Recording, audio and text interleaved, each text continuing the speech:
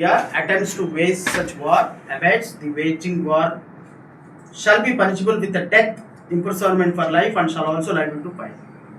మరణ శిక్ష పడగలిగినటువంటి ఒక case death or imprisonment for life or death or imprisonment for life అంటే మరణ శిక్ష వేసేటువంటి ఒక కేసుని రావణ్ మీద ఈరోజు మోపి గన్నవరం పోలీసులు అరెస్ట్ చేశారు. 147, 148లో కూడా సేమ్ 152, 192, 197 అండ్ ఉపా అంటే దేశద్రోహం అనండి, రాజద్రోహం అనండి, ఈ రెండు కేసెస్ ఈ అన్ని సెక్షన్స్ పెట్టి ఈరోజు కనబడవు. అంటే ఇప్పటి వరకు సోషల్ మీడియాలో దళిత శంకారావు పేరు మీద నేను పెట్టినటువంటి సభలో రావణ మాట్లాడినటువంటి సందర్భంలో పెట్టిన ప్రతి కేసులో 4 కేసుల్లో బెయిల్ వచ్చేసిన కారణంగా ఇక ఈ కేసులు పెడితే బెయిల్ వస్తుంది. మళ్ళీ 5వసారి కూడా అబాస్ పాలు అవుతాం. శ్రవణ్ కుమార్ వస్తాడు, చట్టం అనేది తన పని తాను చేసుకుంటుంది. కాబట్టి ఈరోజు ఎట్లా అయినా సరే రావణ్ని అరెస్ట్ చేయాలి. రావణ్ని అరెస్ట్ చేసి రావణ్ మీద ఇప్పటి వరకు పెట్టిన 102 కేసులు ఏదైతే ఉన్నాయో ఈ 102 కేసెస్లో ప్రతి ఒక్క కేసులో, ఎందుకంటే చట్టంలో ఒక్కసారి కనుక 14 days రిమాండ్ వచ్చింది అంటే పీటీ వారెంట్లు వేయాలి. పీటీ వారెంట్లు వేసుకుంటూ ప్రతి దాంట్లో బెయిల్ తీసుకుంటూ 1 సంవత్సరమో 2 సంవత్సరాల్లో రావణ్ని జైల్లో ఉంచాలి అనేటువంటి ఒక చీకటి ఒప్పందంతో రాష్ట్ర ప్రభుత్వం వేసినటువంటి ఒక చీప్ ట్రిక్ ఇది.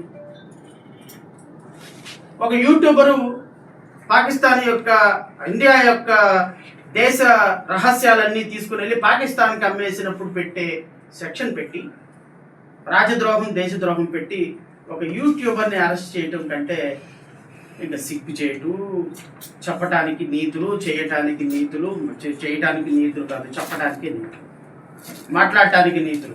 పాటించేది సనాతన ధర్మం, చేసేదేమో వినాశన ధర్మం, మాట్లాడేదేమో చట్టం, చేసేదేమో అన్యాయం. ఇది రాష్ట్ర ప్రభుత్వానికి, పవన్ కళ్యాణ్కి సమర్థమా? పవన్ కళ్యాణ్కి ఈ చర్యలు సమర్థించుకుంటే I'm leaving it to her. ఈ కేసు పెట్టింది శివశంకర్ వెలిపాటి.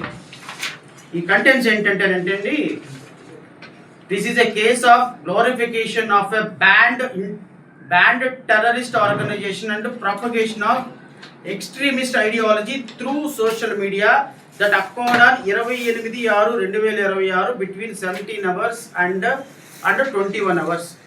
28వ తారీఖు జూన్లో బిట్వీన్ 17 అంటే 5 గంటల నుంచి 21 వరకు 21 hours at Gannavaram village and mandal and social media and was reported on 4/7/2016. A complainant Garipata Shivashankar, son of Veer Venkateswara Rao, aged about 44 years. The complainant stated that Bachalakuri Joseph, the administrator and content creator of the YouTube channel Prashna, uploaded and circulated a video alleging containing speeches that glorified the banned terrorist organization CPI Maoist అనేటువంటి ఒక organisation, ban అయినటువంటి ఆర్గనైజేషన్ని పొగుడుతూ, glorify చేస్తూ, వారిని స్తుతిస్తూ propagated the extremist ideology. CPI Maoist అనేటువంటి ఒక banned ఆర్గనైజేషన్ని, వారి యొక్క కంటెంట్ని ప్రాపగేట్ చేస్తూ, వారిని గ్లోరిఫై చేస్తూ, అంటే వారిని పొగుడుతూ ఒక వీడియో అప్లోడ్ చేశాడంట. Circulated a video alleging containing speeches that glorified the banned terrorist organization Maoist, propagated the extremist ideology and encouraged public support for armed rebellion against the state.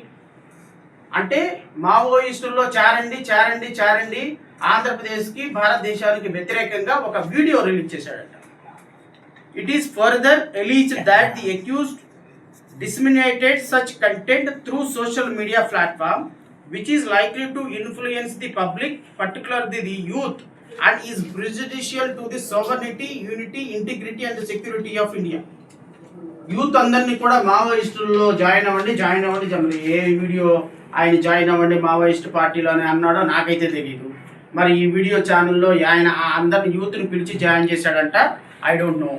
The complaint requested the legal action to take against the accused and the relevant electronic evidence is preserved. The speech was delivered at Eluru and the incrimination video was circulated and viewed within the jurisdiction of the Gannavaram police station through social media. It seems దళిత సమర శంకారావంలో 28/6/2026 7 గంటల నుంచి 21 గంటల వరకు జరిగింది. మరి ఈ నా మీటింగ్లో ఇచ్చినటువంటి స్పీచ్లో ఎక్కడ మావోయిస్టులు టెర్రరిస్టులు అనే పదాలు రాలేదు. పవన్ కళ్యాణ్ విమర్శిస్తూ వచ్చినటువంటి స్పీచ్. మరి ఈయనంట ఈ కంప్లైంట్ ఈ వీడియో అనంట గన్నవరంలో ఆ రోజు చూశాడంట. ఆ రోజు చూసిన కారణంగా ఇప్పుడు ఇతనికి దేశద్రోహం రాజద్రోహం కేసు పెట్టి ఈరోజు అరెస్ట్ చేయండి. ఐ థింక్ మరి ఈ మావోయిస్టుల్లో జాయిన్ అవ్వండి, టెర్రరిస్టులు అవ్వండి అని యువతకి ఎక్కడ ఈయన సందేశం ఇచ్చాడో నాకు తెలియదు. ఆ సందేశం మరి ఏ విధంగా ఈ కంప్లైంట్కి వచ్చిందో నాకు తెలీదు. సో ఓవరాల్గా ఈరోజు మరణశిక్ష పడగలిగినటువంటి కేసులో ఒక యూట్యూబర్ని, ఒక జర్నలిస్ట్ని ఒక ప్రశ్నించడంలో తారతమ్యాలు ఉండొచ్చు. నేను ఒకలాగా ఆర్గ్యుమెంట్ చెప్తా, మా సోదరుడు ఒకలాగా ఆర్గ్యుమెంట్ చెప్తాడు, ఈయన ఒక ఆర్గ్యుమెంట్ చెప్తాడు. అల్టిమేట్గా మేము అందరం చేసేది జస్టిస్. ప్రశ్నించే తత్వంలో కొంతమంది సాఫ్ట్గా చెప్తారు, కొంతమంది హార్ష్గా చెప్తారు, కొంతమంది ఫెరోషియస్గా చెప్తారు. అలా చెప్పినంత మాత్రాన ఈ విధంగా కేసులు కట్టి ప్రభుత్వం అరెస్ట్ చేయటం అనేది కరెక్ట్ కాదు, అన్డెమోక్రటిక్. బట్ ఏదేమైనప్పటికీ కూడా 102 కేసులు పెట్టి రావణ్ణి సంవత్సరమో 6 నెలలు 3 నెలలు ఎంతకాలం జైల్లో ఉంచాలన్న ప్రయత్నం చేస్తున్నారో నాకైతే తెలియదు. ఈరోజైతే నేను వాదనలు వినిపిస్తా మళ్ళీ. మరి ఈ వాదనలతోటి న్యాయమూర్తి ఏకీభవిస్తారో లేదో నాకైతే తెలియదు. ఎందుకంటే చాలా సీరియస్ సెక్షన్స్ పెట్టారు కాబట్టి. సోషల్ మీడియా సెక్షన్స్ అయితే ఓకే. ఈ సిపిఐ అంట, మావోయిస్ట్ అంట, వీడియోలు అంట, యువతను తీసుకెళ్ళి అంట బ్యానెడ్ ఆర్గనైజేషన్లో జాయిన్ చేయడానికి ప్రయత్నం చేశాడంట. మరి ఈ వీడియోలు ఏ వీడియోలో తీశారో, ఏ వీడియోలు పెట్టారో, మరి ఏం మ్యానిపులేట్ చేశారో, ఏఐ ఆర్టిఫిషియల్ ఇంటెలిజెన్స్ టెక్నాలజీతో ఏమైనా వీడియోలు క్రియేట్ చేశారో నాకైతే తెలియదు. ఎందుకంటే ఈ సందర్భంలో జడ్జి గారికి నువ్వు ఏ రిమాండ్ పెట్టావు, ఏ టెక్నాలజీతో పెట్టావా, ఏం పెట్టావు చూసే సందర్భం ఉండదు. మనం ఏది మాట్లాడినా, పోలీసులు ఏది ప్రొడ్యూస్ చేసినా కూడా సబ్జెక్టు కన్ఫర్మేషను ప్రాథమికంగా మీ మాట్లాడినటువంటి వీడియో మాకు పోలీసులు సబ్మిట్ చేశారు కాబట్టి మీరు ఏదైనా ట్రైల్లో చూసుకోమని సహజంగానే జడ్జెస్ రిమాండ్ చేసేటప్పుడు ఇవన్నీ ఏం చూడరు. సో ఈరోజు రిమాండ్ తీసుకోవాలి అనేటువంటి కంటెస్ట్ తోటి ఏదో ఒక ఆర్టిఫిషియల్ ఇంటెలిజెన్స్ తోటి ఒక వీడియో తయారు చేసి ఉండొచ్చు, ఇంకా ప్రశ్నించి ఉండొచ్చు. ఆ ప్రశ్నించే దాన్ని మావోయిస్టు టెక్నాలజీతో, మావోయిస్టు సిపిఐ మావోయిస్ట్ తోటి అటాచ్ చేసి ఉండొచ్చు. ఏదేమైనప్పటికీ కూడా ఒక జర్నలిస్ట్ని తీవ్రవాదిగా పరిగణించి, ఒక మాట్లాడే తత్వాన్ని తీవ్రవాదిగా పరిగణించి, మరి నేను అంటున్నా పిఠాపురంలో కేసు పెట్టినప్పుడు ఈ ఎఫ్ఐఆర్ గురించి ఎందుకు బయటకు రాలేదండి? సర్పవరంలో కేసు పెట్టినప్పుడు ఎఫ్ఐఆర్ గురించి ఎందుకు బయటకు రాలేదండి? నిన్న మచిలీపట్నంలో కేసు పెట్టినప్పుడు ఎఫ్ఐఆర్ గురించి ఎందుకు బయట రాలేదండి? నిన్న పైకరావుపేటలో కేసు పెట్టినప్పుడు ఎఫ్ఐఆర్ గురించి ఎందుకు బయట రాలా?